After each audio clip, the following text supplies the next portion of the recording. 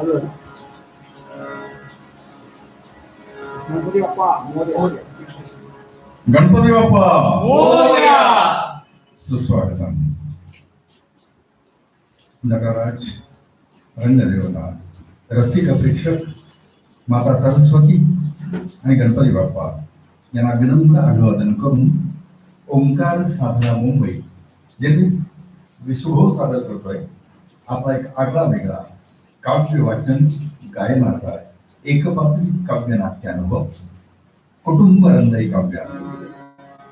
कुटुंब रंगई काव्य. कुटुंब रंगई काव्य तबल्यावरती साथ करतायत मास्टर निरंजन सोळसकर. सादर करीत आहोत कुटुंब रंगई काव्यात प्रयोग क्रमांक 3039. कुटुंब रंगई काव्य. कुटुंब रंगई काव्य.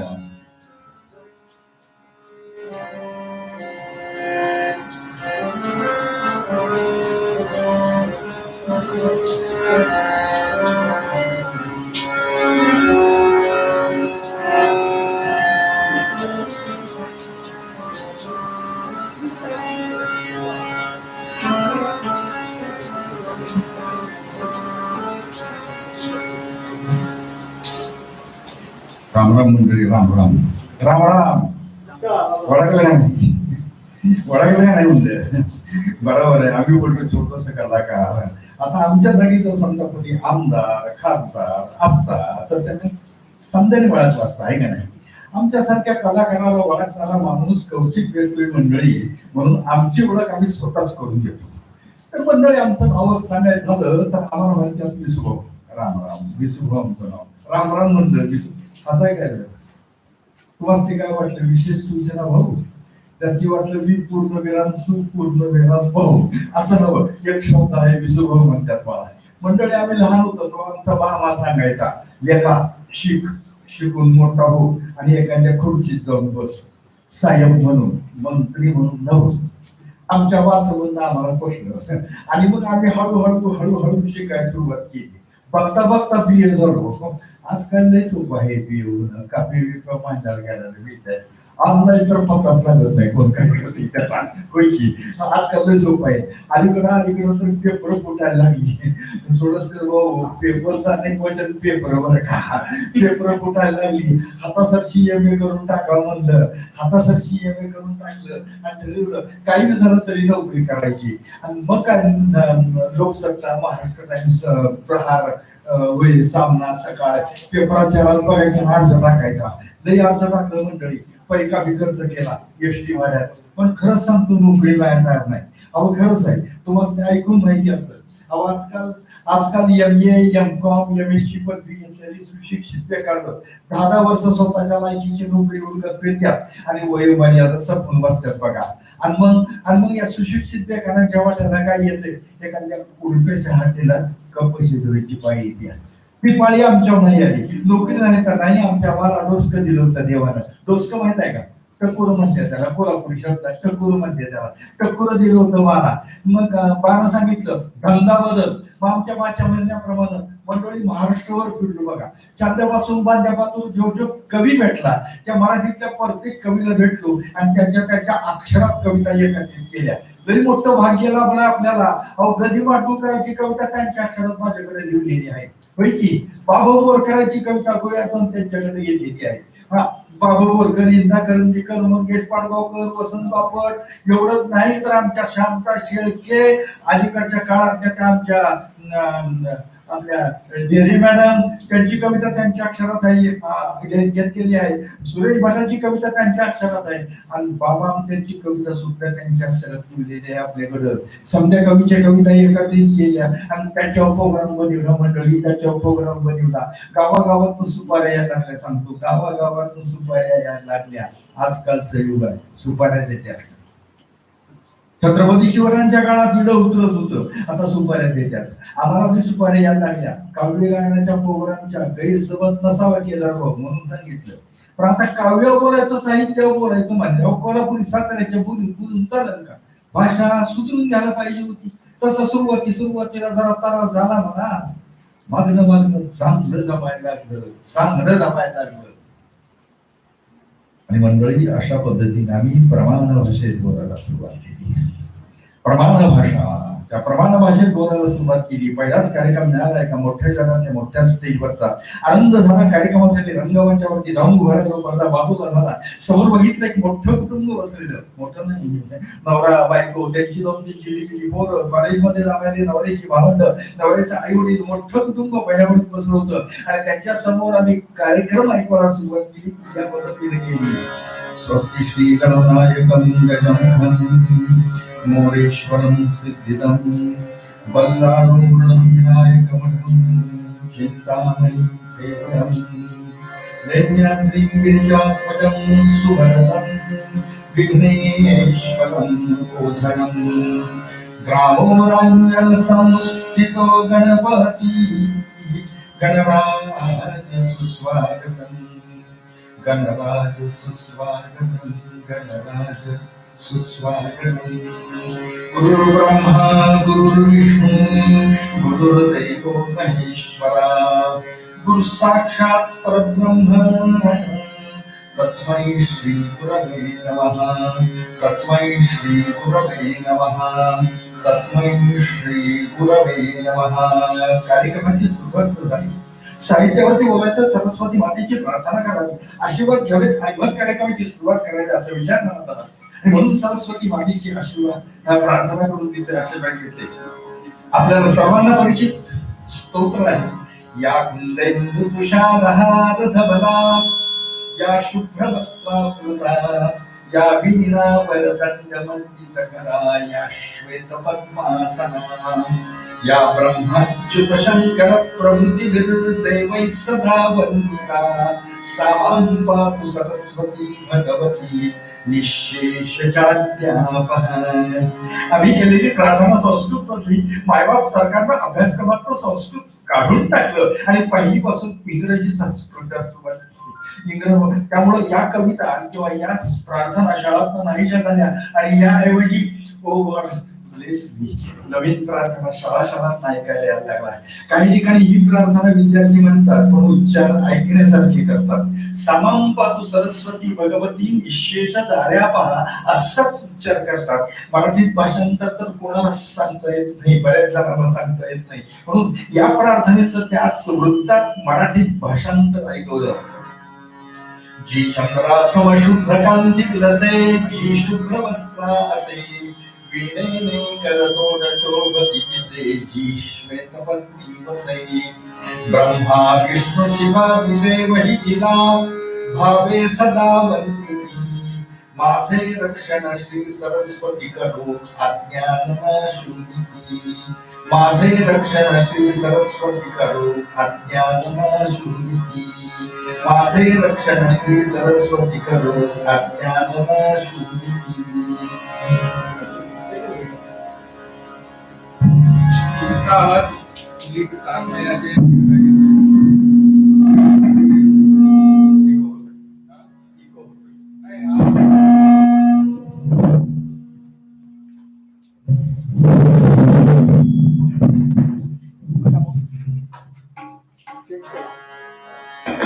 माझे रक्षण श्री सरस्वती करो अज्ञाननाशून्यती।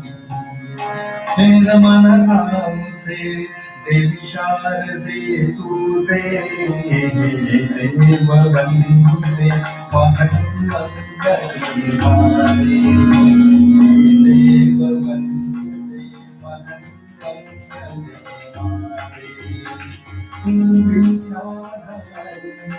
सकल कलांची धात्री ब्रह्मकुमारी ज्ञानाची गंगोत्री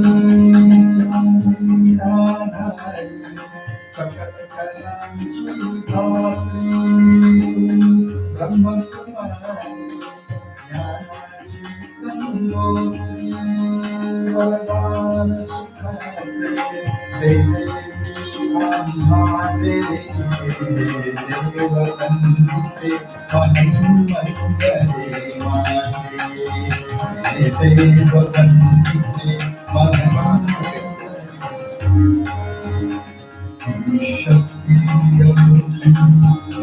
मानवतेच्या कामी शक्ती आमची मानवतेच्या कामी एक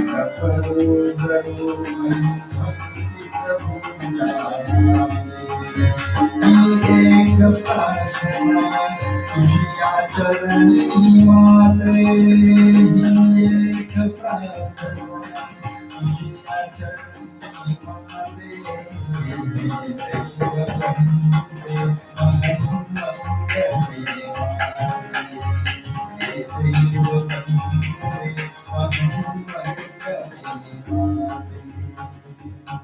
शारदा मातेची प्रार्थना झाली आणि त्यानंतर गणपती बाप्पाची रचना अचानकपणे समोर आली रसिक हो आणि रचना ऐकवायला सुरुवात केली.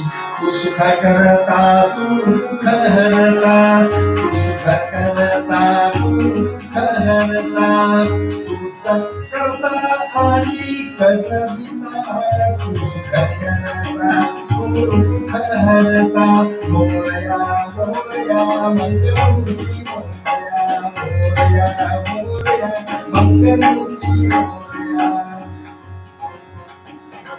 तू सुख करता तू दुःख हरता तूच करता आणि करविता तू सुख करता तू दुःख हरता मोरया मोरया मंगलमूर्ती मोरया मोरया मोरया. काय चाललंय काय कविता गाण्याचा कार्यक्रम ऐकवता का सिनेमातली गाणी ऐकवताय असं म्हणत त्या कुटुंबातला एक तरुण उठून उभा राहिला. त्याला म्हणलं मित्र तिथं वरून जे माझ्याशी बोलतो ना माझ्या जवळ ये आणि नंतर माझ्याशी बोल. माझ्या विनंतीला मान देऊन माझा तो नवीन मित्र चटकन माझ्या शेजारी उभा राहिला. मग माझ्या शेजारी उभा राहिलेल्या माझ्या त्या नवीन मित्राचा परिचय करून घेण्याकरता मी त्याला म्हणलं नाव सांगशील का. बोलायचं झालं तर किमान तुझं नाव तरी मला माहिती पाहिजे. नाव सांगशील. नावच पाहिजे ना. सोपं आहे. रवींद्र म्हणतात मला. रवींद्र नाव तर ऐकलंय. कुठं ऐकलंय. अरे हो आमचा रवींद्र आवटी आहेत. चांगले कवी आहेत. याच इंद्रवदन सोसायटीत राहतात. त्यांच्यापैकी तू कोण. छान छान. माझा त्यांचा काही संबंध नाही. रवींद्र आवटी नाही काय. रवींद्र पिंपुटकर म्हणतात मला. हे पण नाव ऐकले. हा आणि आमचे अध्यक्ष त्यांच्यापैकी छान छान. माझा त्यांचा काही संबंध नाही. मुंबईवाले आहेत. खास कोल्हापूरचा माणूस नाही म्हणे. ठीक आहे म्हणतो तू कोल्हापूरचा आहेस पण रवींद्र एक रचना ऐकवत असताना तू मला थांबवलंस म्हणून एक प्रश्न विचारणार आहे. सांगता येईल काय कवितेची व्याख्या. कशाला म्हणायचं कविता. बालपणापासून कवितांचा अभ्यास केला. देवा तुझे किती सुंदर आकाश सुंदर प्रकाश सूर्य देतो. कविता म्हणून अभ्यासलेली रचना आहे. इंजिन दादा काय करता. कविता म्हणलं या बाई या बकुळीच्या झाडाखाली फुले वेचूया. कविता म्हटलं गणपतवाणी विडी पिताना चावायाचा नुसतीच काढी म्हणायचा तो मराठी चकी या जागेवर बातचीत मारी. बासी मढेकरांच्या रचना कविता म्हणून अभ्यासली. या बाई या बघा बघा कशी माझी बसली बया. कविता म्हणलं. कवितांचा अभ्यास आजही करतो. कार्यक्रम ऐकायला आलाय. काय चाललंय काय मला डिस्टर्ब केलाय म्हणून प्रश्न विचारतोय. सांगता येईल कवितेची व्याख्या. व्याख्याच पाहिजे ना. सोपं आहे की. अहो गाऊन दाखवायची रचना असते त्याला म्हणायचं कविता. गाऊन दाखवायची रचना त्याला म्हणायचं. असं काय एखादी रचना ऐकवशी म्हणजे काय गायला का तुम्हाला येतं. आम्हाला बी येतं की याला म्हणायचं कविता. अगं इमला तुझा माझा जोडा भारी जमला. अगं इमला तुझा माझा जोडा भारी जमला. मला दावा उठी नाही तर शिमला शिमला शिमला आता बोमला. वा.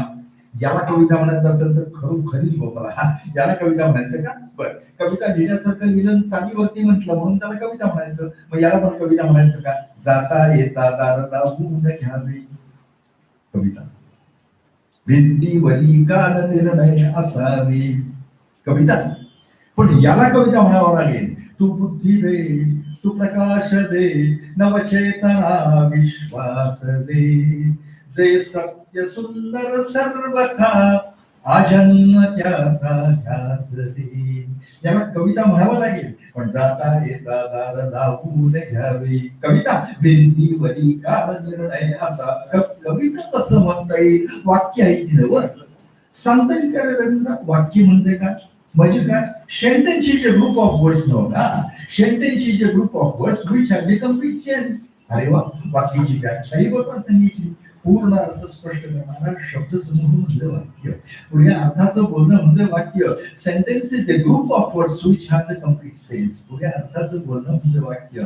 आणि कविता वाक्यम रसात्मकम काव्यम. रसपूर्ण वाक्य म्हणजे काव्य. श्रवण रसाने बनलेलं बरं, नाहीतर उसाच्या रसात बुडवून काढलेलं वाटायचं का? रस ओळखा 2 मार्कासाठी बोर्डाच्या परीक्षेत प्रश्न होता हा रस ओळखा नावाचा. आपल्या सरकारने तो पण काढून टाकलं, शिक्षण सगळं निरस करून टाकलं. रसपूर्ण वाक्य म्हणजे एखादी संस्कृत मधली व्याख्या रवींद्राच्या डोक्यावरून गेली, मराठीची व्याख्या ऐकायची होती, पण मध्येच म्हणलं इंग्लिश मध्ये इम्प्रेशन पडतो बोललं की म्हणून इंग्लिश मधली व्याख्या ऐकूया. This spontaneous overflow of the powerful feelings recollected in tranquility is known as a poetry. डोक्यावरून गेली. मराठीतली व्याख्या ऐकवायची ठरवली, पण पूर्वी सांगितलं रवींद्र अरे सुंदर गोष्टींची व्याख्या करता येणं अवघड असतं रे. गुलाबाचं फुल सुंदर आहे पण व्याख्या अवघड आहे. मग गुलाबाच्या फुलाचे गुण एकत्रित करून व्याख्या करण्याचा प्रयत्न जर केला शक्य होतो. जसं गुलाबाच्या फुलाचं आहे तसंच कवितेचं आहे. कवितेची व्याख्या करणं अवघड आहे पण कवितेचे गुण एकत्रित करून व्याख्या करण्याचा प्रयत्न जर शक्य होतो. बरेच प्रयत्न झाले पण रसिक हो, राजमान्यता प्राप्त व्याख्या उत्कट भावनांचा सौंदर्यपूर्ण आविष्कार म्हणजे कविता. उत्कट भावनांचा सौंदर्यपूर्ण आविष्कार म्हणजे कविता. ही कवितेची व्याख्या आमच्या रवींद्राला समजावून सांगायची होती रसिक हो, म्हणून त्याला कवितेचे गुण सांगितले आणि व्याख्येकडे घेऊन गेलो. मित्रांनो रवींद्र कवितेचे गुण 3 गुण एकत्रित आले तरच ती कविता होते, नाही तर होत नाही. आवश्यक असणारा पहिला गुण कवितेत मांडलेली असलीच पाहिजे भावना. आवश्यक असणारा पहिला गुण भावना. पहिला गुण भावना. पहिला गुण भावना. काय रे रवींद्र भावना माहित चांगली माहित आहे की वर्गात शिकतील वर्गा, पण वर्गात शिकते ती भावना नावाची मुलगी इथं अपेक्षित नाही. भावना कोणती? मोठा झालाच तरी आई बाबांना आदरस्थानी म्हणून त्यांना नमस्कार केला पाहिजेस ही भावना. गुरुजनांना आदरस्थानी मानलंच पाहिजेस भावना. गणपती बाप्पाच्या उत्सवात प्रत्येक कार्यक्रम रसिकतेनं ऐकला पाहिजेस भावना. जास्तीत जास्त अभ्यास केला पाहिजे भावना. कॉपी न करता पास झालं पाहिजे भावना. कार्यक्रम दात देत ऐकला पाहिजे भावना. दात देताना चिकूपणा करता कामा नये भावना. भावनेचे दृष्टिकोनातून एक कविता एक म्हणलं. आता कुटुंबाचा पहिला विभाग लहान मुलं. तर काय करणार भाऊ? लहान मुलं कुटुंबाचा पहिला विभाग. मग लहान मुलांच्या पेक्षा लेडीज फर्स्ट मुली करता कविता ऐकूया. एक छोटीशी मुलगी आपल्या आईजवळ हट्ट करत करत भावाला सांगतीये. काय सांगतीये ऐकूया कविता. कवितेचं नाव छोटीशी मुलगी आईजवळ हट्ट करत करत भावाला सांगतीये. आई ग तुझ्यासारखी पावडर मला हवी. आई ग तुझ्यासारखी पावडर मला हवी. आज माझ्या ओठावर लिपस्टिक लावणार आली. आई ग नको मला शेपटाचा लांब. आई ग नको मला शेपटाचा लांब. तुझ्यासारखी केस कापडी ते थांब. कानापासून मानेपर्यंत हवेत लपते दूध. मग कानापासून मानेपर्यंत हवेत लपते दूध. त्रास नको बाई, मी काय लहान मूल. आई ग तुझ्यासारखी नेसवती साडी. आई ग तुझ्यासारखी नेसवती साडी. खूप हौस असते मुलींना साडी नेसायची. हो 9वारी 6वारी साडी नेसायची. ढुमकत जायचं, बक्षीस घ्यायची, गणेशोत्सवात भाग द्यायचा. खूप खूप ही समछंदी कविता. नवरीच्या आरती. जय देव जय देव जय जय नवरोबा. जय देव जय देव जय जय नवरोबा. बाबांनी रबांनी करते हो शोभा. जय देव जय देव जय देव. समछंदी कविता, विडंबन नाही. जय देव जय देव जय जय नवरोबा. बाबांनी रबांनी करते हो शोभा. जय देव नवऱ्याचं वर्णन.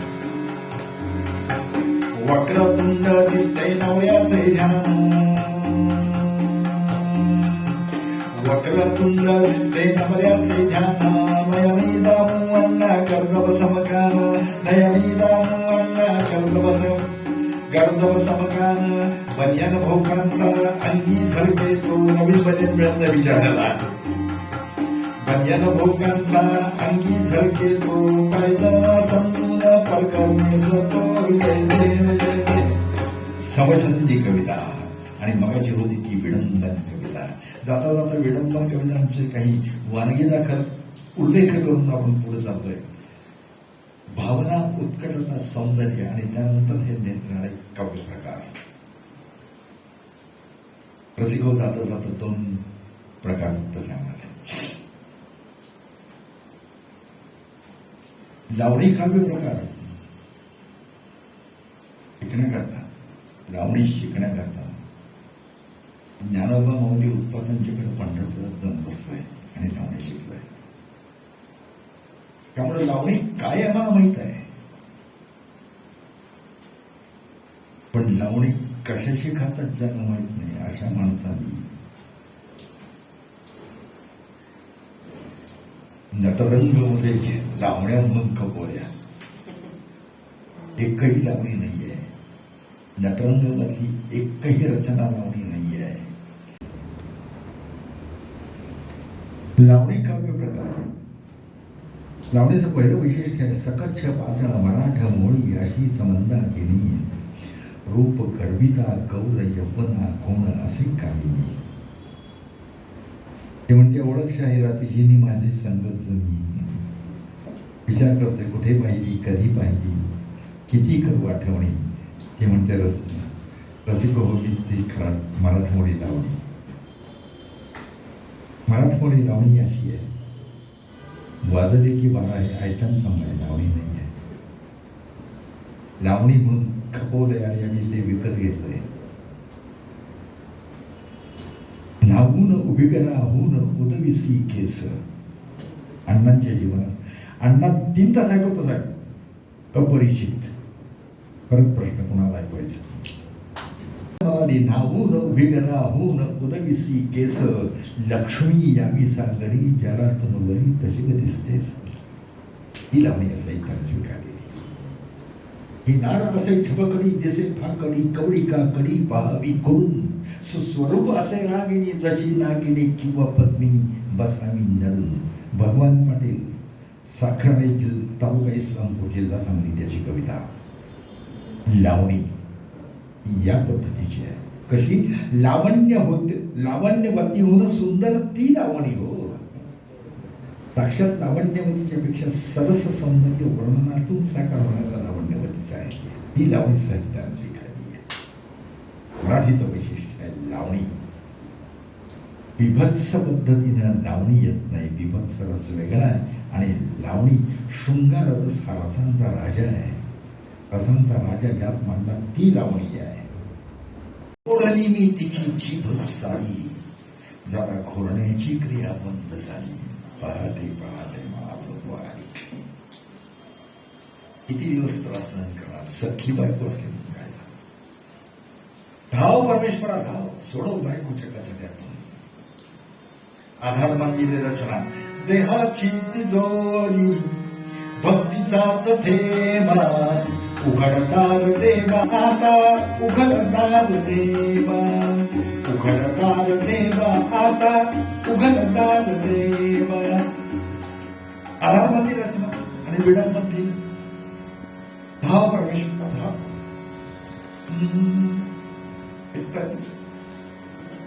पत्नीची मुजोरी तिची नित्य सेवा. ऐकतात भाऊ. पत्नीची मुजोरी तिची नित्य सेवा मरण धाड देवा आता मरण धाड देवा मरण धाड देवा आता मरण धाड देवा. सकाळी चहाच्या वेळी तिची दुखे पाठ. सकाळी चहाच्या वेळी तिची दुखे पाठ. बिछाण्यात पडल्या पडल्या जांभई विराट. हिची एक इच्छा हाती हिची एक इच्छा हाती झाडून धरावा मरण धाड देवा आता मरण धाड देवा मरण धाड देवा आता मरण धाड देवा. शेवटच्या बघूया. काल हिने पूजा केली. कालचीच गोष्ट सांगतो भाऊ. काल हिने पूजा केली दारीच्या वडाची, काल हिने पूजा केली दारीच्या वडाची, माझी कैक निश्चित झाली सातही जन्माची, माझी कैक निश्चित झाली सातही जन्माची, माझ्या अशातून दैवाचा, माझ्या अशातून दैवाचा हवा का पुरावा, मरण थाट देवा आता, मरण थाट देवा, मरण थाट देवा आता, मरण थाट देवा, मरण थाट देवा, मरण थाट देवा. विडंबन कविता. 25 वर्षानंतर ही परिस्थिती. परमेश्वर म्हणतो वरती जागा शिल्लक नाही, मंत्र्यांनी गर्दी केली आहे. समाजातली एक घटना उपरोधातून विरोधातून सांगून विडंबन कविता लिहिली. राजाभाऊ मंसुळीकर नावाचे कवी, उगार खुर्द जिल्हा बेळगाव या ठिकाणी राहणारे. काय लिहिला? बापाशी या तुटले नाते, बापाशी या तुटले नाते, एका युवतीचे स्वयंवर झाले बाबूचे, स्वयंवर झाले बाबूचे, स्वयंवर झाले बाबूचे, स्वयंवर झाले बाबूचे. काय करतं? नवता मंडप नवते भटजी यज्ञ होमतो कुठला, आपलं स्वकीय हे जमले सारे हारतीला घातला, हस्तांदोलन करी कारकून नवदाम्पत्याचे, स्वयंवर झाले बाबूचे, स्वयंवर झाले. विडंबन कविता. प्रसिद्ध रचना राजाची विडंबन कविता लिहायची. बेळगावलाच एक कवी. अशा दोघांचं लग्न झालं, दोघांचं लग्न झालं, बाबूचं लग्न झालं आणि चाळीमध्ये संसार सुरू झाला. बेळगावचाच अविनाश ओगले नावाचा अप्रतिम कविता लिहिणारा कवी, तोही गेला विचारा. त्यांनी विडंबन दिलं. भातुकलीच्या खेळामधली राजा आणि कराणी. सर्वांना परिचित असलेली रचना आधारमानी आणि चाळीमधल्या खोलीमधली राजा आणि कराणी, त्यांच्या तिथल्या संसाराची ऐका एक कहाणी. त्या राजाची खोली होती 3ऱ्या मजल्यावरती, जिने मुडके अंधारातून उंदीर जुळले फिरती, लवकर उठती आणि कवरती खालून वरती पाणी, त्यांच्या तिथल्या संसाराची ऐका एक कहाणी. विडंबन कविता लेखन स्पर्धा घेतली होती त्यावेळेला शिरीष पै आणि यशवंत देवानी प्रथम क्रमांक दिलेली कविता. मोठी आहे. पुढे जाऊया. दोघांचा संसार सुरू झाला.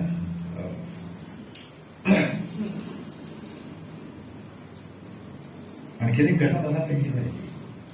आपल्याकडे लग्न झाल्यानंतर विहीण म्हणण्याची पद्धत आहे. रवींद्र प्रसिद्ध रचना विहीण गदी मांडूळकरांची. ओटीत घातली मुलगी विहीण बाई, सांभाळ करावा हीच विनवणी पायी. आधारबांधी रचना. झोपेत चावते मुलगी विहीण बाई, सांभाळून राहणे हीच विनवणी पायी. राजातारी अमरावती जिल्ह्यातला कवी. झोपेत विडंबन कविता. झोपेत चावते मुलगी विहीण बाई, सांभाळून राहणे हीच विनवणी पायी. लाडकी लेकही आमची जरी हो असली, झोपेत आम्हाला बऱ्याच दाती डसली. परी खरे सांगतो अपाय काही नाही, सांभाळून राहणे हीच विनवणी पायी. दोघांचा संसार सुरू झाला. खडकाचा रतीब सुरू झाला. रोज खडका खाऊ घालतोय. परिणाम दिसायला लागला. 25 वर्ष एकत्र संसार. खडकांचा रतीब ती अशी झाली तो असं. कुरुंदवाड जिल्हा कोल्हापूर या ठिकाणी राहणारे डॉक्टर दिलीप कुलकर्णी आयुर्वेदिक डॉक्टर आहेत. अप्रतिम कविता लिहिल्या. गदिमांच्या प्रत्येक कवितेवरती विडंबन दिले या माणसाने. ह्या प्रत्येक कवितेवर बघा त्यांची कविता. भटांच्या प्रत्येक कवितेवरती विडंबन दिले. पहाटे पहाटे मला जाग आली तशी रेशमाची मिठी सैल झाली. हृदयात मंगेशकरांच्या कृपेनं मराठी माणसाच्या घराघरात पोचलेली कविता. मला आठवेना तुला आठवेना कशी रात्र गेली कोणाला कळेना तरीही नभाला अजूनही न आली पहाटे पहाटे मला जाग आली. डॉक्टर दिलीप कुलकर्णी विडंबन लिहितात, हसताय काय घोरते झोपू देत नाही. पहाटे पहाटे मला झोप आली हिची घोरण्याची क्रिया मंद झाली. भावना या दृष्टिकोनातून आपण कविता ऐकल्या. आता दुसरा गुण आहे उत्कटता. उत्कटतेच्या दृष्टिकोनातून कविता ऐकायला सुरुवात करणार तेवढं समोर बघितलं एक छोटासा मुलगा बाबांना म्हणत होता, बाबा बाबा मला कंटाळा आला पण भाजी ना. त्याला म्हणलं बेटा तुझ्याकरता एक बालकविता ऐकवतो. बालकवितांचा रसिक हो मराठीमध्ये 12 प्रकारच्या बालकविता आहेत. पैकी एक प्रकार फक्त आपल्याला ऐकवणार आहे. तो प्रकार असा की बालांच्या साठी तयार झालेली कविता, बालांच्या करिता निर्माण झालेली कविता आणि बालांनी स्वतः म्हणायची कविता, असे बालकवितांचे मुख्य 2 प्रकार पडतात आणि पोट प्रकार परत वेगळे आहेत. पैकी एक प्रकार आपल्याला ऐकायचा आहे ज्याला बालकविता असं म्हणतात. मग आपल्याला सगळ्यांना परिचित काव्य कुठल्या कविता, सांग सांग भोलानाथ सांग सांग भोलानाथ पाऊस पडेल काय, सांग सांग भोलानाथ पाऊस पडेल काय, शाळेभोवती तळे साचून सुट्टी मिळेल काय, शाळेभोवती तळे साचून सुट्टी मिळेल. मोठा माणूस म्हणेल काय, ऑफिस भोवती तळे साचून सुट्टी मिळेल काय. नाही, बालकल्पनेतून साकार होतं याला म्हणायचं बालकविता. एक बालकविता ऐकूया. एक लहानसा मुलगा आईवरती रागावला. आईवरती रागावलेला तो लहान मुलगा घराच्या समोर असलेल्या तळ्याच्या काठाशी जाऊन बसला. पाहता पाहता दुपारची वेळ संपली. 3 संध्याची वेळ जवळ आलेली. पौर्णिमेचा चंद्र आकाशात उगवलाय आणि 3 संध्याची वेळ. चंद्राचं प्रतिबिंब त्या संथ झालेल्या पाण्यात पडलेलं पाहिलं. लहान मुलगा घाबरला. धावत धावत आईजवळ गेला. म्हणतोय, धाव धाव आई, धाव धाव ताई, धाव धाव आई, धाव धाव ताई, आभाळ पाण्यात पडलंय ग, चांदमाम खोलात बुडतोय ग, आभाळ पाण्यात पडलंय ग, चांदमाम खोलात बुडतोय ग. ताऱ्यांशी लपाछपी खेळताना, ढगांच्या आगमाग लागताना, ताऱ्यांशी लपाछपी खेळताना, ढगांच्या आगमाग लागताना, घसरून घसरून हात पाय पसरून. रवींद्र याचं इंग्लिशमध्ये भाषांतर होईल काय, घसकन घसरून इंग्लिशमध्ये भाषांतर होईल. हात पाय पसरून धपकन पाण्यात पडलाय ग, चांदमाम खोलात बुडतोय ग, आभाळ पाण्यात पडलाय ग, चांदमाम खोलात बुडतोय ग. विजया जागीरदार यांची बालकविता आहे. आकाश मोगरा नावाचा कविता संग्रह मूळच्या राहणाऱ्या नंदुरबारच्या नुकत्याच गेल्या. त्यांचे मिस्टर जज म्हणून काम करत होते. धाव धाव आई, धाव धाव ताई, आभाळ पाण्यात पडलंय ग, चांदमाम खोलात बुडतोय ग, आभाळ पाण्यात पडलंय ग, चांदमाम खोलात बुडतोय ग. कशाला उलट चालायचं, आईला सोडून धावायचं, कशाला उलट चालायचं, आईला सोडून धावायचं. मुळमुळ रडतोय आईला शोधून गरगर पाण्यात फिरतोय ग, चांदमाम खोलात बुडतोय ग, आभाळ पाण्यात पडलंय ग, चांदमाम खोलात बुडतोय ग, चांदमाम खोलात बुडतोय ग, चांदमाम खोलात बुडतोय ग. बालकविता लहान मुलांच्या करता ऐकवल्या आणि रवींद्राकडे मोर्चा आवडला. दुसरं गुण उत्कटता. कसा घटना घडतात लिहावंसं वाटतं, सांगावंसं वाटतं नाही, स्वतःला विसरून मांडली जाते ती रचना कविता असते. रवींद्र भांड असतं, भांड्यात पाणी ओतायला लागलं, पाणी काठ ओतलं आणि परत ओतलं की ते ओव्हरफ्लो होतं. अंतःकरण भावनाने भरलं आणि ओव्हरफ्लो होणं, हे ओव्हरफ्लो होण्याची क्रिया याला उत्कटता म्हणतात. स्पॉन्टेनियस ओव्हरफ्लो हा उत्कटता हा गुण पाहण्याकरता एक कविता ऐकूया म्हणलं. नाही, आमच्या कोल्हापुरी बोलीत बी बोलतायसा, पुणेरी बोलीत बी बोलतायसा, वराडी बोलीत काय आहे का नाही ऐकी. पण रवींद्र कौतुक करतो, मी पहिल्यांदा विदर्भात गेलो त्यावेळेला तिकडची भाषा मला कळायची ना. तुले म्हणजे तुला, मले म्हणजे मला, काही कळायचं नाही. बरं हॉटेल आहे आमचं घर. कधीतरी एखाद दिवशी केदारभाऊंच्या घरी चहा पाण्याला जाता येतो, नाहीतर हॉटेलच घर. एक दिवस सकाळी सकाळी भूक लागली, हॉटेलमध्ये गेलो, हॉटेलमध्ये घुसलो, तिकडं धसलो म्हणतात. हॉटेलमध्ये धसलो, समोर बघितलं गरम गरम बटाटे वडे तयार करून ठेवले. ते म्हटलं वडे द्या, नाहीयेत. वडे द्या, नाहीयेत. हे काय? आलू बोंडे. ते म्हटलं आलू बोंडे म्हणजे बटाटे वडे. पर ब्राह्मण भोजन प्रिया हंडे बटाटे वडे. मग वऱ्हाडी शिकण्याकरता वऱ्हाडी इंटू मराठी शब्दकोश ज्यांनी तयार केला ते देगसोटे, प्राचार्य देगसोटे वर्गाला स्वावलंबी अध्यापक विद्यालयात प्राचार्य म्हणून काम करत होते. त्यांच्या गणपतीला बसलो आणि वऱ्हाडी आत्मसात करण्याचा प्रयत्न केला. येणारे बापू खेळणारे गोया, गोया म्हणजे गोट्या. येणारे बापू खेळणारे गोया, आता का मध्ये पुतला दोया. हे लिहिणारे प्राचार्य देगसोटे. काय ले पाहिजे असा गुरु गुरु येणार बेनारो आपण दोघं पिवदारो. वऱ्हाडी बोलीमध्ये लिहिणारे बरेच कवी संकलित केले. रवींद्रनाथ 3 तासाचा कार्यक्रम वऱ्हाडी बोलीत सादर करतो विदर्भात गेल्यानंतर. वऱ्हाडी बोलीत आत्मसात करण्याकरता काय केलं तर वऱ्हाडी इंटू मराठी शब्दकोशाचा अभ्यास केला. मग मराठीत लिहिणारे पहिले कवी प्राचार्य देगसोटे यांनी कविता रुजवली. पण पांडुरंग श्रावण गोरे दालव्याचे त्यांनी काव्य प्रकार पहिल्यांदा लिहिला आणि वऱ्हाडीतली कविता महाराष्ट्राच्या कानाकोपऱ्यात पोचवली.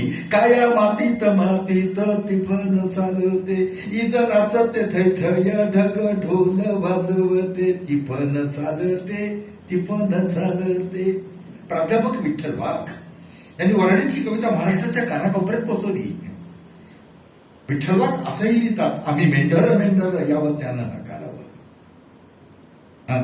आम्ही मेंढर मेंढर यावं त्यानं हाकारावं, 5 वर्षाच्या बोरीनं होतो आमचा लिलावं. हेही लिहिणार विठ्ठल वाघ आहेत. तर मिश्किल कविता लिहिताना विठ्ठल वाघ म्हणतात, माया बाय कोले आहे एक धाकली बहीण. विठ्ठल वाघांच्या माया बाय कोले आहे एक धाकली बहीण, तिले पाहिले पासून नाही जीवाले चैन. साधी पोंगाळी बायको बरी लागते पायाले पोंगाळी. विडगळ.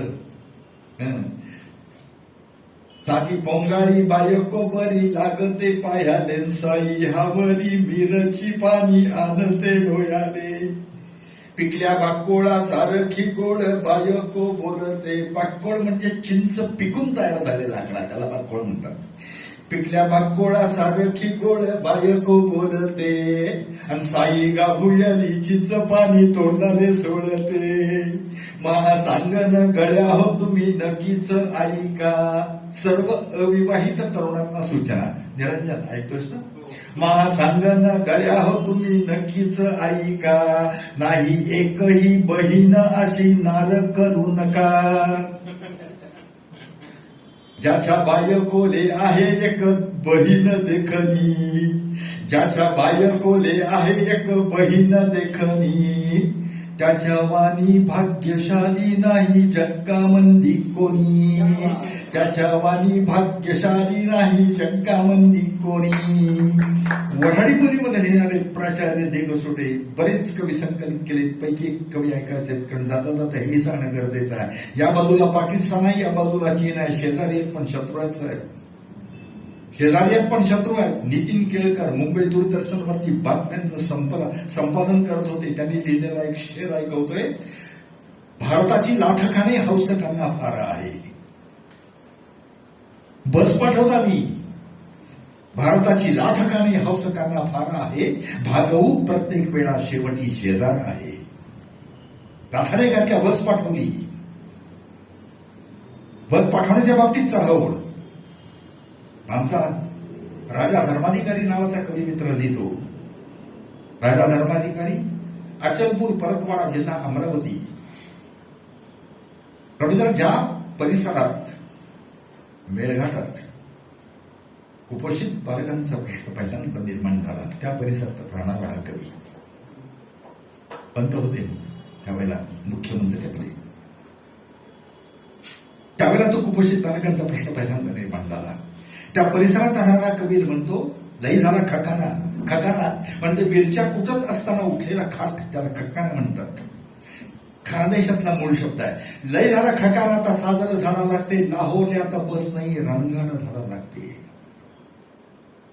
लय झाला खकाना आता साजरं झाडा लागते, लाहोरने आता बस नाही रंगाला झाडा लागते. अरे काय कामाच्या या पार्ट्या, काय कामाचे हे पक्ष तिघ एकत्रित येतात.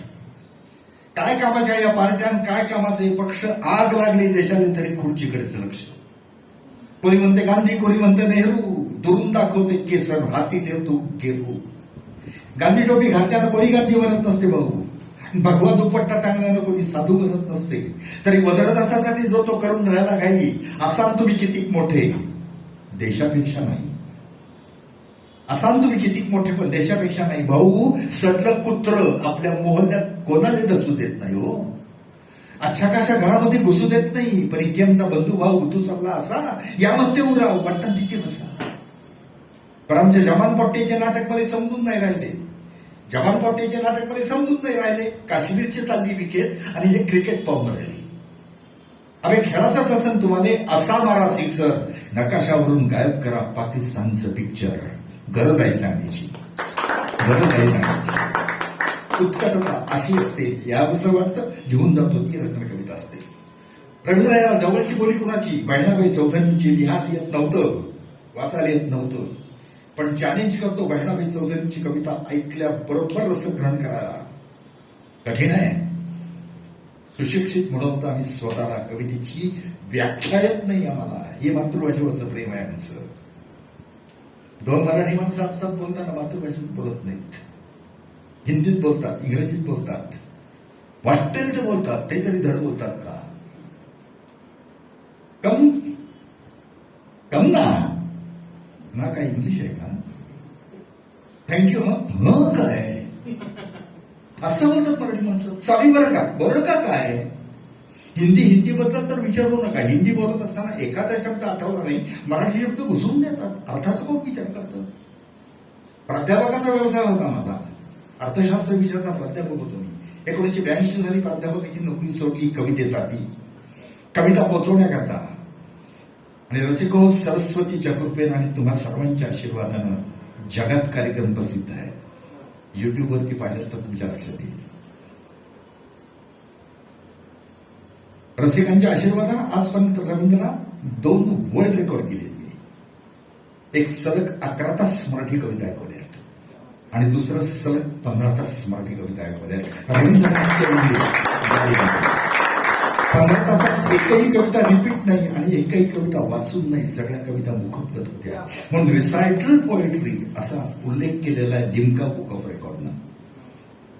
उत्कटता कशी असते. आम्ही निरक्षर, आमच्यापेक्षा बहिणाबाई चौधरी निरक्षर. लिहायला येत नव्हतं, वाचायला येत नव्हतं. रवींद्र बहिणाबाईंच्या कविता संकलित करण्याकरता धुळे, नंदुरबार आणि जळगाव जिल्ह्यातले गावगाव फिरलोय. त्यावेळेला संकलित झालं. 2 तास कविता ऐकवतो केदारभाऊ बहिणाबाईंच्या. कुणाला ऐकवायचं, कुणाला ऐकवायचं प्रश्न आहे माझ्या समोरचा. आम्हाला हे ऐकायला मिळणार नाही. या बस गर्दी, हे कुणाला ऐकायचं. निरक्षर कवयित्री, सर्वांना परिचयाची रचना. अरे संसार संसार जसा तवा चुल्यावर, आधी हाताला चटक तवा बियाते भाकर. ही कविता तुला किती माहित आहे, तुला किती माहित आहे असं मला कुसुमताई चौधरींनी विचारलं. हिरोदा मधुकरराव चौधरींच्या मिसेस, त्यांच्याकडे गेलो होतो. त्यांनी विचारलं ही कविता तुला किती माहित आहे. म्हणलं सिनेमात घेतली तेवढी माहित आहे, शेवट माहित आहे का. म्हणलं नाहीये. देते म्हणल्या. त्यांनी दिला शेवट म्हणून रसिकांच्या पर्यंत पोहोचवतोय. शेवट असा आहे. सुखी संसाराच्या साठी सोसा लागे भारी कय. कय म्हणजे कळ. सुखी संसाराच्या साठी सोसा लागे भारी कय. दूध तापल्या बिगर कुठं जमते कसाय. निरक्षर कवयित्री. घरोट्यावरती तळत बसायचं भाऊ रवींद्रनाथ. घरोट म्हणतात त्या, आपण म्हणतो जात. बहिणाबाई विचारतात काय जात. अरे घरोट वाण्या बामणाचं जात. अरे घरोट वाण्या बामणाचं जात. कसं घर घर वाजे त्याले म्हणवा गरोट जात नाही. का परत दोन वेळी ऐकायला मिळणार नाही. अरे जोडता तोडलं त्याले नातं म्हणू नाही. इंद्रवदन सोसायटीचे माझे संबंध खूप वर्षापूर्वीच आहेत. पहिला कार्यक्रम माझा इथं द्वारकाधीश त्यांनी घेतला होता, ज्यावेळेला 75 गणेशोत्सव होता. आज 103 क्रमांकाचा गणेशोत्सव आहे. इतका संबंध जुना आहे. मग अरे जोडता तोडलं त्याले नातं म्हणू नाही, ज्याच्यातून येतं पीठ त्याले जात म्हणू नाही. पीठ येतं घर घर घर घर आवाज करत होतं म्हणून घरोट. स्पॉन्टेनियस वर काय वेगळा आहे का? अरे घरोटा घरोटा तुझ्यातून पड पिठी, तस तस माझं गाणं पोटातून येई ओठी. कुणाला ऐकवायचं? एकदा ऐकवलं. 2 तासाचा कार्यक्रम मातोश्रीवरती झाला होता 1989 साली. बाळासाहेबांनी आग्रह करला होता, विसू बहिणाबाई ऐकव. बहिणाबाई ऐकवलं त्यावेळेला, फक्त बहिणाबाई 2 तास. एकदा ऐकवलं. मी त्याला विचारलं, म्हटलं का? म्हणजे विसू असा आहे, सोपान देऊ यायचा माझ्याकडं. त्यावेळेला या कविता ऐकवल्या त्या, त्यानंतर कधी ऐकायला मिळाल्या, म्हणून आता ऐकव म्हणलं. निरक्षर कवयित्री यहरीत 2 मोठा दोन्ही मंदी पाणी एक. आता मुलांना मोठ माहित नाहीये. जळगाव जिल्ह्यात सुद्धा ठिबक सिंचन चालू झालंय. मोठ माहित नाहीये, पण पूर्वी मोठ चालायची. चित्रात दाखवतात मोठ. यहरीत 2 मोठा दोन्ही मंदी पाणी एक, आडव्याने कणा चाक दोन्ही मंदी गती एक. निरक्षर कवयित्री काय अप्रतिम लिहितात बाळा, भावना उत्कटतेनं. मोठ चालते बघतायत म्हणावे रोज, आणि लिहितात यहरीत 2 मोठा दोन्ही मंदी पाणी एक, आडोयाने कणाचाक दोन्ही मंदी गती एक, उत्तरणी चढणीचे नाव 2 धाव एक, उत्तरणी चढणीचे नाव 2 धाव एक, मोठ हाकल तो एक, आणि जीव पोसतो कित्येक. पुन्हा ऐकवायचे.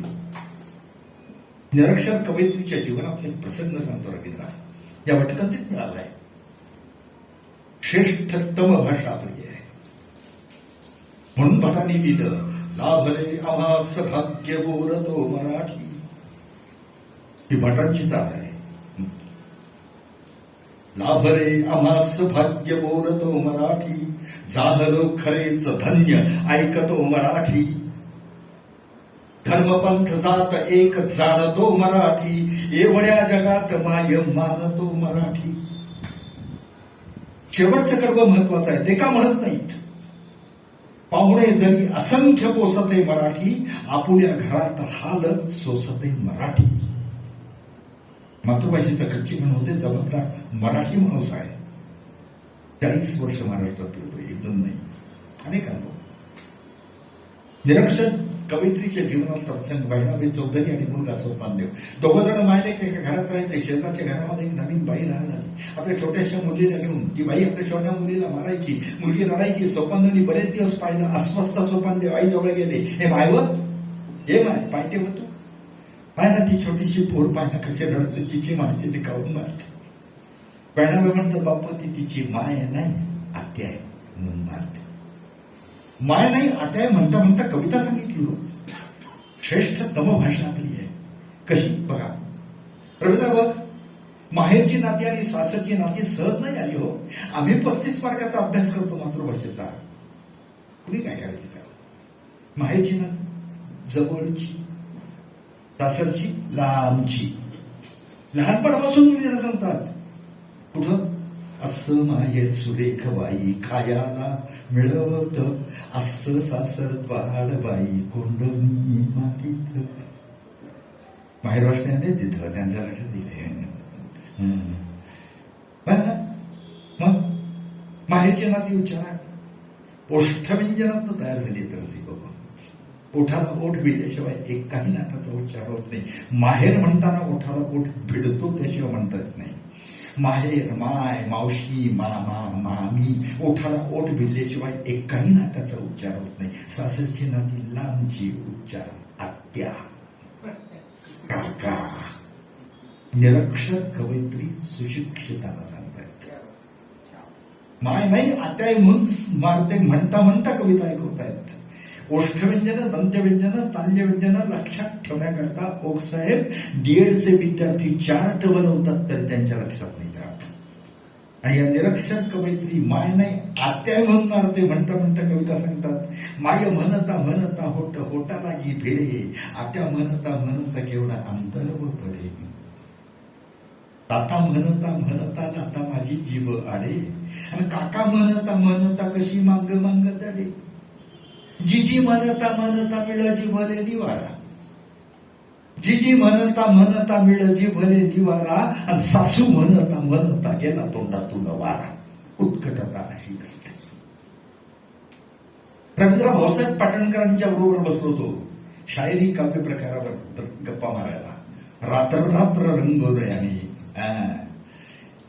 मग इतका मोठा कवी ज्यावेळेला पहिल्यांदा भेटायला गेलो त्यावेळेला हा कवी म्हणतो, सांगेन काही भव्य ऐसी शायरी माझी नव्हे. उत्कटता आहे सर. सांगेन काही भव्य ऐसी शायरी माझी नव्हे, तो कवींचा मान तितुकी पायरी माझी नव्हे. तो कवींचा मान तितुकी पायरी माझी नव्हे. ऐसे नव्हे की शायरी आम्हीच आहे निर्मिली, ऐसे नव्हे की शायरी आम्हीच आहे निर्मिली, कमलांतरी भ्रमराधिकांनी केव्हाच आहे निर्मिली. कमलांतरी भ्रमराधिकांनी केव्हाच आहे निर्मिली. ऐसे नव्हे की शायरी आम्हीच आहे निर्मिली, कमलांतरी भ्रमराधिकांनी केव्हाच आहे निर्मिली. फक्त त्यांच्या गुंजनाला शब्द मी माझे दिले. पाठ पहिल्या शायरीचे त्यांनी खरे आम्हा दिले, फक्त त्यांच्या गुंजनाला शब्द मी माझे दिले. उत्कटता आहे. उत्कटतेनं लिहिणारा हा कवी असाही लिहितो, तसं हे लिहितो तसं असंही लिहितो. मजनू अरे थोडा अधिका भेटला असता तू. उत्कटता. मजनू अरे थोडा अधिका भेटला असतास तू, एकही आसू खरोखर ढाळला नससास तू. एक नाही लाख लैल्या मिळविल्या असत्या आम्ही, एक नाही लाख लैल्या मिळविल्या असत्या आम्ही, मिळविल्या नुसत्याच नसत्या वाटल्या असत्या आम्ही. भाऊसाहेब, उत्कटता अशी असते. तिसरा गुण सौंदर्य. सुंदर शब्दांच्या एवढं कवींना काय सांगायचे कळतं सहजपणे. सुंदर शब्द, सौंदर्य. सौंदर्याच्या दृष्टिकोनातून 2-3 कविता बघूया. फार बघा एक वेगळ्या पद्धतीची कविता. निरनिळ्या मंदिरात गेलो, काय काय दिसतं? लक्ष्मीनारायण एका देवळात, बरोबर, राधाकृष्ण एका देवळात, शंकर पार्वती एका देवळात, बरं रामसीता सुद्धा एका देवळात. पण पंढरपूरला गेलात तर पोझिशन वेगळी आहे.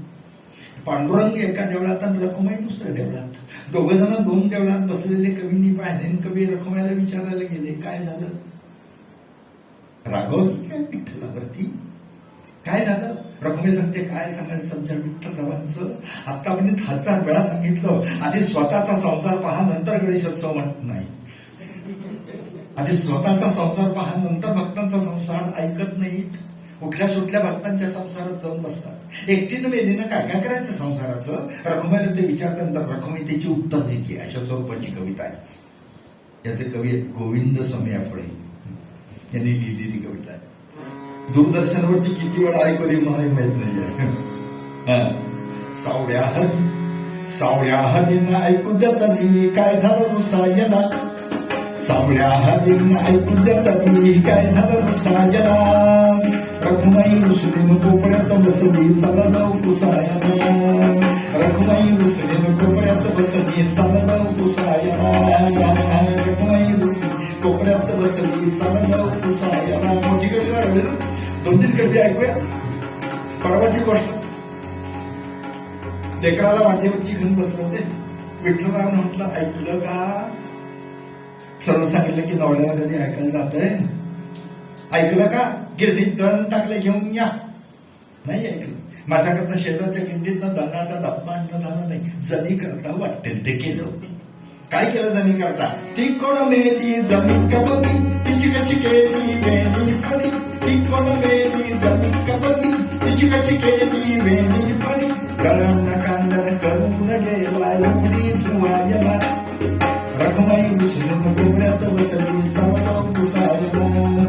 रखमाई रुसले कोपऱ्यात बसली चालत पुसायला. या भक्तांच्यातला एक श्रेष्ठ भक्त वाण्याचा तुक्या आपला किराणा दुकानदार. विठ्ठलरावांची भक्ती करत असताना विठ्ठलरावांना हरभऱ्याच्या झाडावर चढवलं. विठ्ठलराव शेंड्यावर आपटले असते म्हणजे मग त्या 2 गाणीच लिहिली ती त्या तुक्यानं विशेष केलं होतं. सख्खी बायको होती ती सख्खी बायको. माझ्याकरता काही नाही केलं, तुक्या करता केलं. तो कोण मेला तुक पवनी त्यानं कुठं लिहिली 4 गाणी विशेष केलं. तो कोण मेला तुक पवनी त्यानं कुठं लिहिली 4 गाणी. तेवढ्यासाठी का विमान धाडायचं सांगा, तेवढ्यासाठी का विमान धाडायचं फुकटात बसायला. रखमाई सुनेन कोपऱ्यात बसली चालत पुसायला. रखमाई सुनेन कोपऱ्यात बसली चालत पुसायला. गोडोबासाठी बाती कलवली. प्रत्येक भक्ताकरता केलं, माझ्याकरता काही नाही केलं. गोडोबासाठी माती कलवली, चोखोबासाठी बुराई वळली. रोहिदास संगे चांगली कमवली, आणखी कुठं काय राजे कतबळची. काय झाला हा साजना. रखमाई रुसलेन कोपऱ्यात बसली चालत पुसायला. रखमाई रुसलेन कोपऱ्यात बसली चालत पुसायला. चालत पुसायला. चालत पुसायला. कवीला काय सांगायचं कळतं सुंदर शब्दांच्यामुळे. सौंदर्य ते सर्व सौंदर्याच्या दृष्टिकोनातून कविता ऐकवतोय रवींद्र. एक वेगळ्या पद्धतीची कविता. 15 ऑगस्ट 1947 साली भारताला स्वातंत्र्य मिळालं आणि त्यानंतर आम्ही पूर्णपणे इंग्रज झालो. किती आमच्या बरोबर एक पप्पा म्हण, डॅडी म्हण, मम्मी म्हण, मम्मी.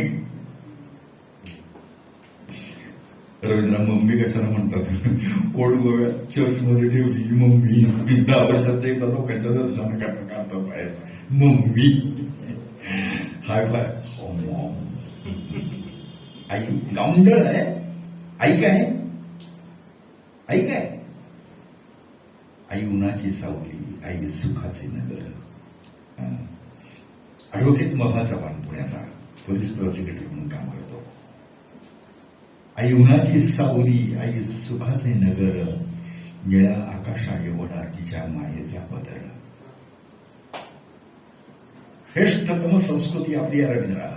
का फक्त आपली संस्कृती जगाला सांगते आई कुणाचीही असो तिचा सन्मान करावा. हे फक्त आपली संस्कृती सांगते. बरोबर, आई कुणाचीही असो तिचा सन्मान करावा. तिनं टाकलेला शब्द फुलासारखा जलावा. सुंदर शब्दांनी कवी काय काय सांगायचे कळतं. हे सगळं सौंदर्य. तिनं टाकलेला शब्द फुलासारखा जलावा. पुढं बाबा लिहितात, आई नावाची वाटते देवालाही नव नाही. आई नावाची वाटते देवालाही नव नाही. अहो विठ्ठलही पंढरीचा म्हणे स्वतःला विठाई. ज्ञानेश्वर माऊली मम्मी नव्हे. थोडंच ते आई. मोठी कविता एक कडवं ऐकूया. मीठ लागतं जेवणात. आई आई एक नाव असतं, घरातल्या घरात गजबजलेलं गाव असतं. पमू शिंदे औरंगाबादला देवगिरी महाविद्यालयात काम करतात. आई एक नाव असतं, घरातल्या घरात गजबजलेलं गाव असतं. सर्वात असते, जागवत नाही. नसलीच कुठंतरी नाही म्हणत नाही. जत्रा बांधते, पारं उठतात, पोरक्या जमिनीत उमाळे काढतात. आई मनामनात तसंच ठेवून जाते काही. जीवाचं जीवालाच कळावं असं देऊन जाते काही. आई असतोय धागा, वातीला उजेड दावणारी समेटली लागा. मोठी कविता. सुंदर शब्दांच्यामुळे रसनिष्पत्ती झाली, रस निर्माण झाला. त्याप्रमाणे सुंदर शब्दांच्यामुळे रसनिर्मिती कशी होते. आणखी एक कविता. एक शेख पनवेलचे छान गझल करायचे, त्यांच्याकडे प्रयोग करतात गझलमध्ये. त्यांनी सांगितलं गझलमध्ये फक्त एक अक्षर बदलायचं, संपूर्ण काव्याला ठेवायचं. असा एक काव्य प्रकार लिहिला आहे. कसा?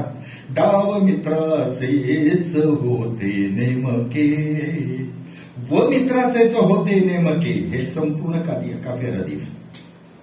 डाव एकच अक्षर बदललं. डाव मित्राचेच होते नेमके, घाव मित्राचेच होते नेमके, डाच्या ऐवजी घा घेतला.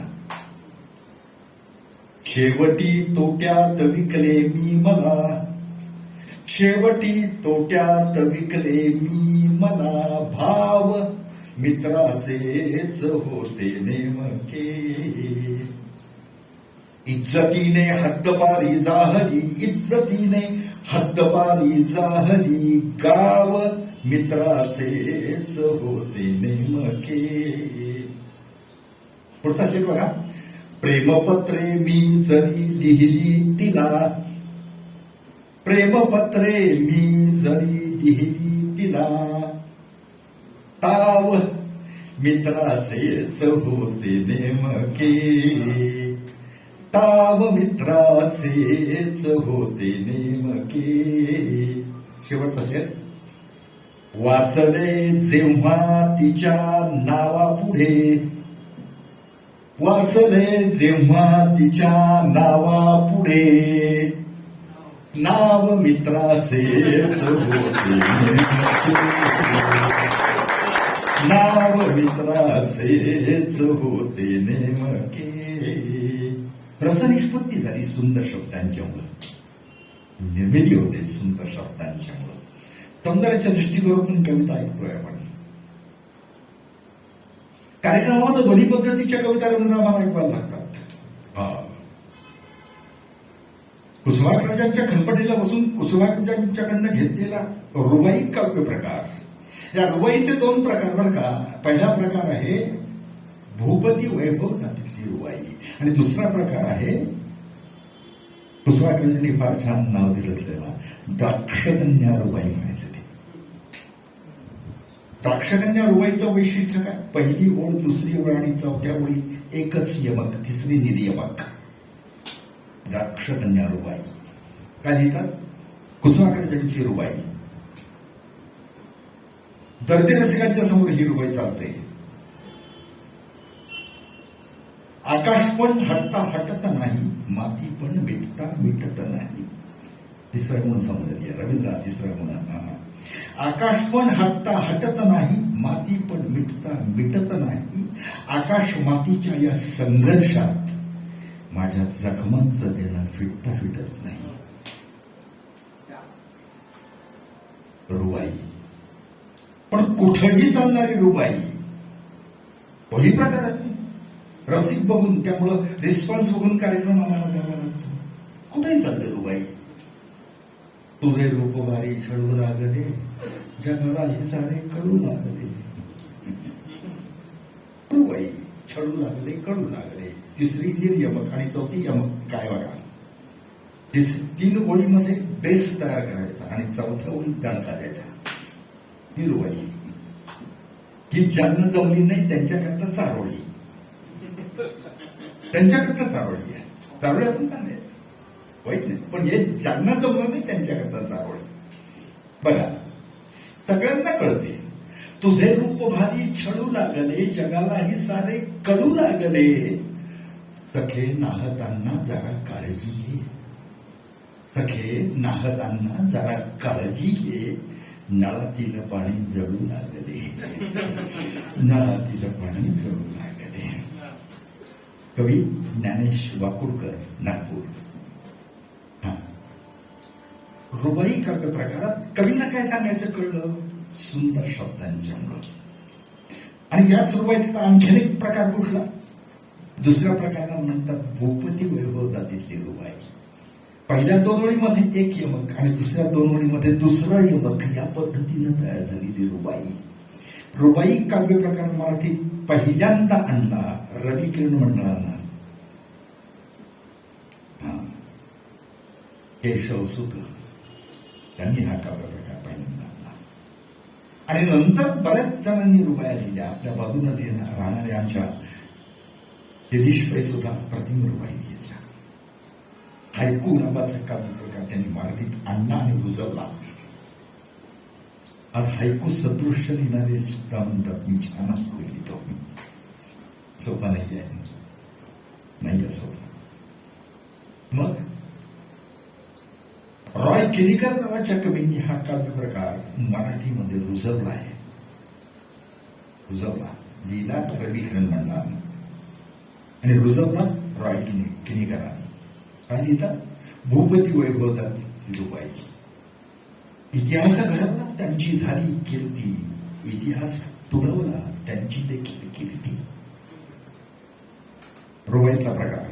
इतिहास घडवला त्यांची झाली कीर्ती, इतिहास तुडवला त्यांची देखील कीर्ती, डळमळला अश्रू कीर्तिस्तंभावरला. बघा जेव्हा बदललं. डळमळला अश्रू कीर्तिस्तंभावरला, पिंडास कावळा अजून नाही शिवला. रॉय केणीकर रात्र आणि उत्तर रात्राची 2 पुस्तकं त्यांनी प्रकाशित केली आहेत. रुबाई. लागला धक्का तिचा जोरात पण होता मऊ. भाऊसाहेबांची रुबाई. लागला धक्का तिचा जोरात पण होता मऊ, ती म्हणाली सॉरी मला, मी म्हणालो थँक्यू. सुंदर शब्दांची मुळे कवींना काय सांगायचं कळतं. तिसरं गुण सौंदर्य, भावना, उत्कटता आणि सौंदर्य. रवींद्र या 3 गुणांच्या साह्याने इथं कवितेची व्याख्या पूर्ण झालेली आहे. उत्कट भावनांचा सौंदर्यपूर्ण आविष्कार म्हणजे कविता. विषय खूप मोठा आहे. यानंतर संत कवी, पंत कवी, तंतकवी, भावकवी, आधुनिक कवी, मुक्तछंद कवी, दलित कवी, विद्रोही कवी, विडंबन कवी, वैदर्भीय कवी, मालवणी कवी आणि खानदेशी कवी, मराठवाड्यातले कवी, इतके कवी आणि प्रकार. माझ्या अल्पमतीला रवींद्र गेल्या 40 वर्षात मी इतके काव्यप्रकार संकलित केलेत आणि प्रत्येक काव्यप्रकार किमान 2 तास ऐकवतो. एवढं संकलन आहे आणि सगळं डोक्यात आहे, हातात चिठ्ठी घेऊन नाही. किती प्रकार. अभंग, भक्तिगीत, भावगीत, नाट्यगीत, स्फूर्तिगीत, चित्रपटगीत, बालगीत, बडबडगीत, कूटगीत, स्फुटगीत, स्त्रीगीत, लोकगीत, कोळीगीत, आर्त्या, गण, गवळण, लावणी, आर्या, पोवाडे, गझल, हायकू, मराठी शेरोशायरी, वात्रटिका, चावटिका, कणिका, क्षणिका, लोचनिका, गोंधळ, वारुळ, सवाल जवाब, श्लोक, सुनीत, फटका, हजर आणि दोहे काव्यप्रकार सुद्धा मराठीत लिहिला गेलेला आहे. त्याला मी म्हणतो काय ऐकायचे मराठी. पण मोठ्या राज्यकर्त्याला पण किंमत नाही आपली. मूर्ख भोगितो राजवैभव, पंडित विरल विकारी. हे डोक्यात असल्या कारणानं काही वाटत नाही. जीवन गती न्यारी. उत्कट भावनांचा सौंदर्यपूर्ण आविष्कारांचे कविता. जाता जाता आवडीबद्दल जाता जाता सांगितलं. आणखीन एक काव्य प्रकार, जे न देखे रवी ते देखे कवी असं म्हटलं जातं. एक कविता ऐकायची आणि कार्यक्रम संपवायचा. तत्पूर्वी जगदीश खेवडकरांची एक कविता केदार भाऊनी मला सांगितलं, एक कविता घ्या म्हणून. करुण रसातली म्हणून मी घेतली नव्हती. आधार बांधलेली रचना.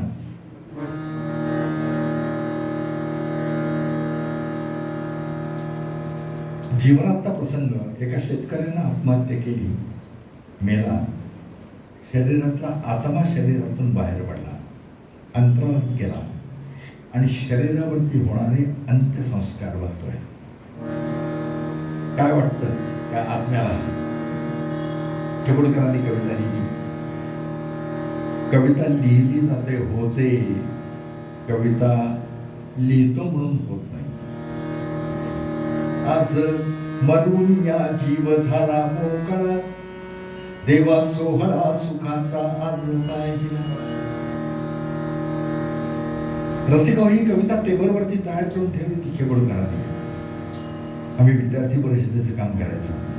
जगदीश खेवडकर अध्यक्ष होते आणि मी संघटन मंत्री होतो कोल्हापुरात.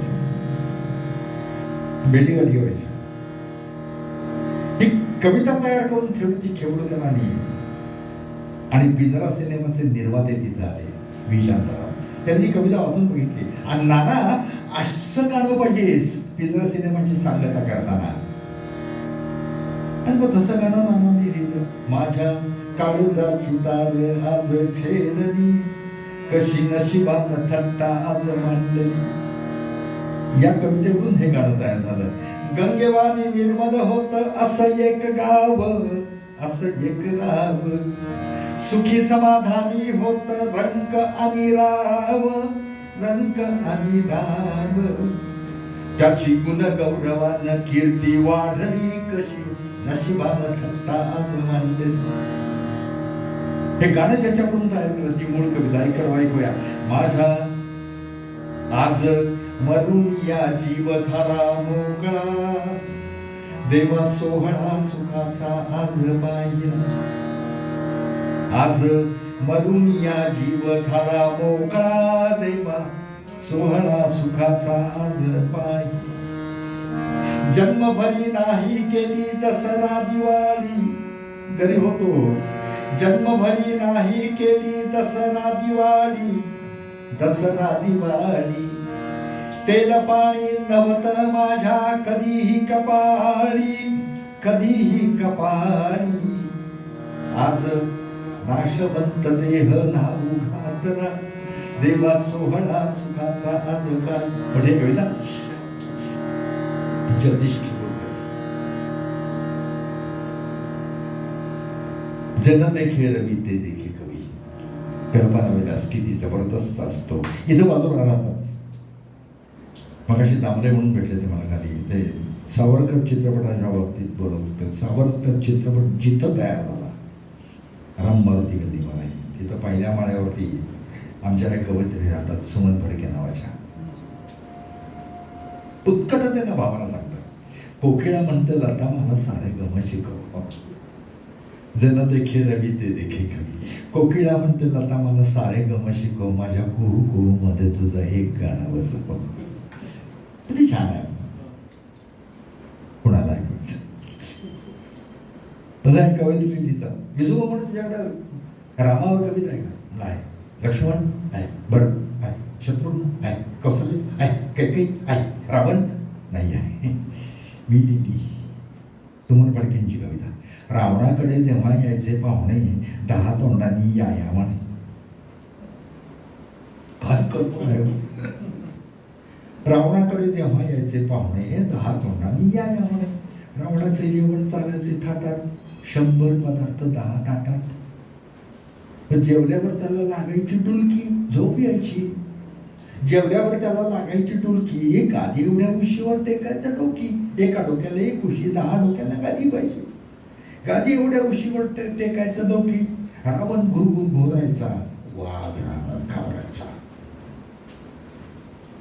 चालण्यात त्याच्या असतात दणका, डगडग डगडग हालायची लंका. बर रावणाला जेव्हा राग येई, 20 डोळे वटारून पाही.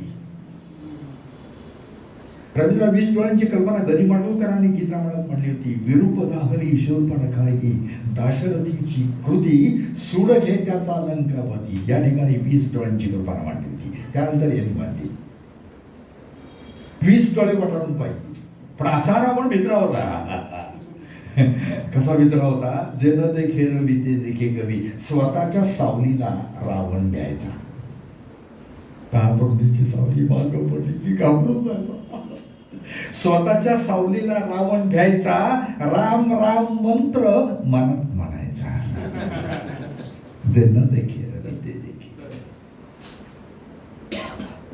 हे जरी सगळं असलं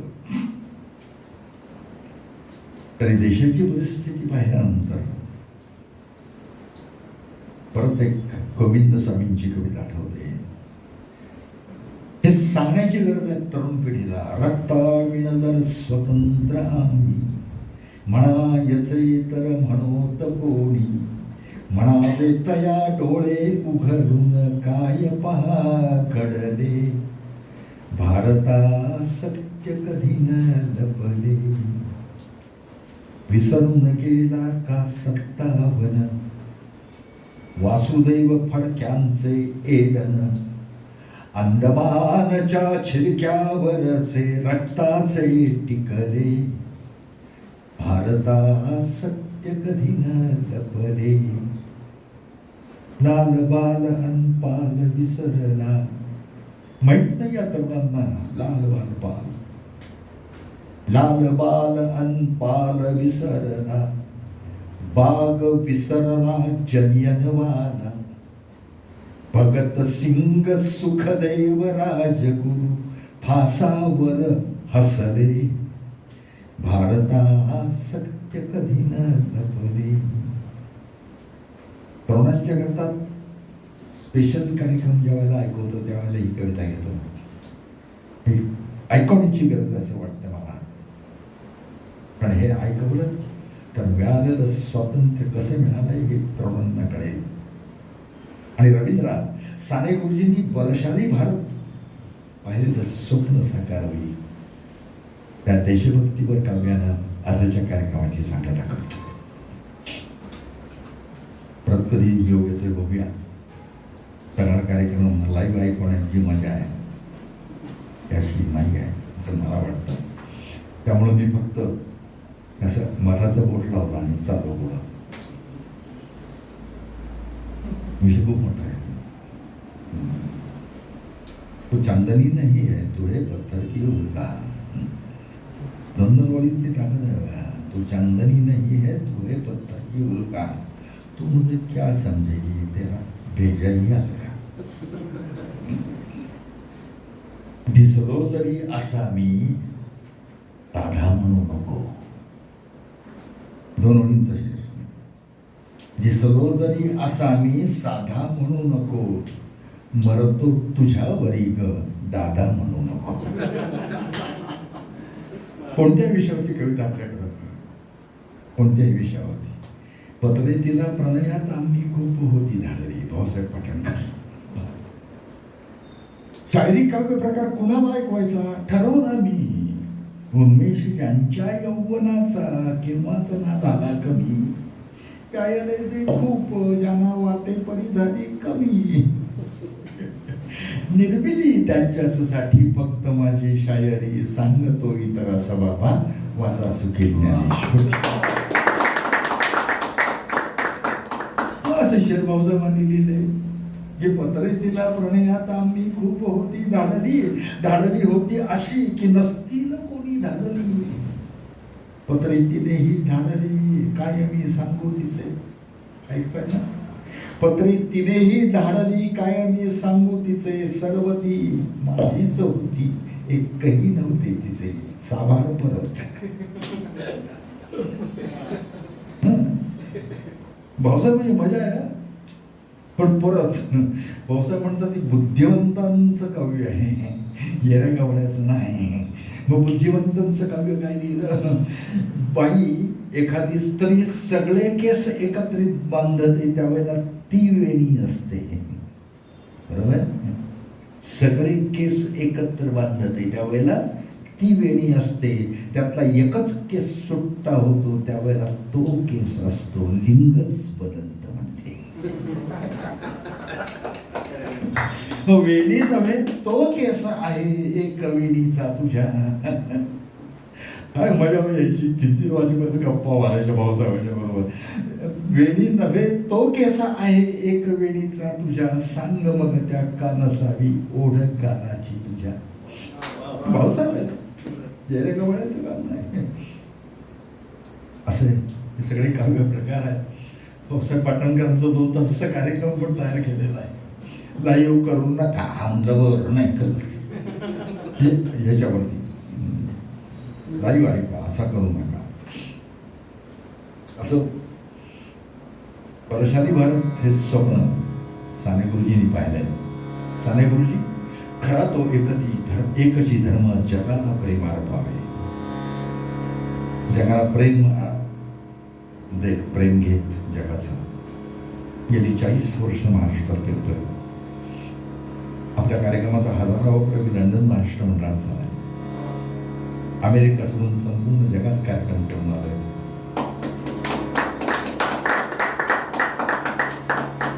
दोहा कतारला तर घटना अशी घडली. एक कार्यक्रम केला आणि पुढच्या कार्यक्रमाकरता निघून गेलो. तो कार्यक्रम करून परत यायचं होतं. संयोजकांनी आवाहन केलं होतं की परत कविता ऐकायच्या असतील तरी या, नावं नोंदवा. दुसऱ्या कार्यक्रमाला गेलेलं असताना निरोप आला, नावं नोंद झालेली आहे, तुम्ही दुसरा कार्यक्रम जाण्यापूर्वी करणार का? म्हणलं करतो. आणि दुसरा कार्यक्रम तिसऱ्या दिवशी, म्हणजे आज झाला, उद्या दुसऱ्या ठिकाणचा, तिसऱ्या दिवशी परत यायचं होतं. येण्यापूर्वी 3 तासाचा कार्यक्रम दिला, एकही कविता रिपीट केली नाही. आणि त्यामुळं असं ठरलं होतं की समोर खोकं ठेवलं जाईल, खोक्यात प्रत्येकानं आपापल्या इच्छेनुसार पैसे टाकायचे. त्यानुसार तिथं जे पैसे पडले होते ते मला मिळालेल्या पहिल्या मानधनापेक्षा जास्त होते. मजा येईल. मराठी कवितेवरती प्रेम करणारी माणसं आजही आहेत, त्यांच्यापर्यंत पोचायला आम्ही कमी पडतोय. बलशाली भारत तसा 40 वर्षामध्ये आज इंद्रवदन सोसायटीत माझा दुसरा कार्यक्रम होतोय. म्हणजे 39 कार्यक्रमापूर्वी, ह्या कार्यक्रमापैकी आज 39वा आणि आणखीन एक कार्यक्रम आपल्या 75व्या वर्षी झालेला होता. परत कधी येतोय बघूया, कोरोनाला बाय बाय करूया आणि परत एकदा संपूर्ण रात्रभर बसा कार्यक्रम ऐकवतो. रात्रभर गर्दी पाहिजे समोर. विषयाला हे नाही, बंधन नाही बरं का. हे भाऊसाहेबांचं एक शेर आठवतो, सहज ऐकवतो. तर म्हणे पुण्यामध्ये कार्यक्रम होता आणि पुण्यामध्ये आम्ही आवाहन केलं रसिकांना की तुम्ही मला विषय द्या, मी 5 मिनिटात शेर लिहून देतो, ही ताकद आहे म्हणजे माझ्याकडे. मग शेर दिला, हे विषय दिला. पुणेकर रसिकांनी एक विषय दिला, पाटणकर बोलतात, एक विषय दिला. लग्न झालेलं एक जोडपं एकांत स्थळ पाहून पिकनिकला गेलं. पिकनिकला मधुचंद्राची रात्र, एकांत स्थळ पाहून पिकनिकला गेलं. जाताना 2 होते, येताना 3 आले. हा नाही म्हणे विषय लिहिला शे.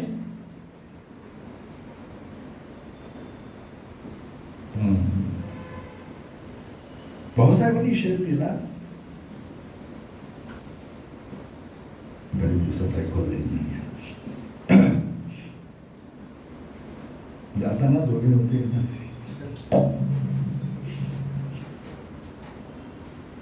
पाहुणी एकांत पिकनिकला गेले पप्पा मम्मी. यातच सगळं आलं म्हणलं. पाहुणी एकांत पिकनिकला गेले पप्पा मम्मी. मजा कशी आहे बघा, बुद्धिमत्तांची शायरी काव्य प्रकार आहे. पाहुणी एकांत पिकनिकला गेले पप्पा मम्मी, जन्मलो नव्हतो तरीही त्यांच्या सवे होतो आम्ही. जन्मलो नव्हतो तरीही त्यांच्या सवे होतो आम्ही. संपली पिकनिक आम्ही घराला परतलो, चालले पप्पा पुढे मम्मी सभे मी परतलो. रसिक असेल की रात्रभर चहा मला हे आहे की नाही, मानधन पण तसंच द्या.